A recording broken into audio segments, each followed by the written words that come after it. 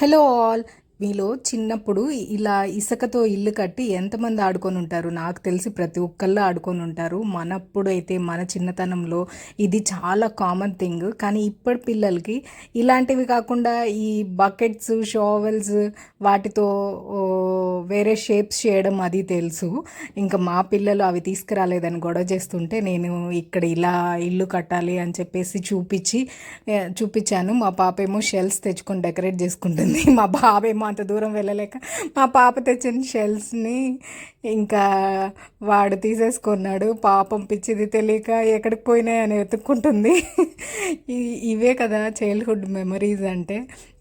పిల్లలు ఉంటే అసలు ఎంత సంతోషమో చెప్పనే లేవండి. ఇంకా మేము చాలాసేపు అలా ఎంజాయ్ చేశాక లోపలికి వెళ్ళి ఇక్కడ స్వింగ్ ఉంది కదా, అది కూడా కొంచెం సేపు ఎంజాయ్ చేసి ఇంకా మా వాళ్ళు పూల్లోకి దిగారు. బ్రేక్ఫాస్ట్ టైం అయిపోతుందన్నా కూడా రాలేదు.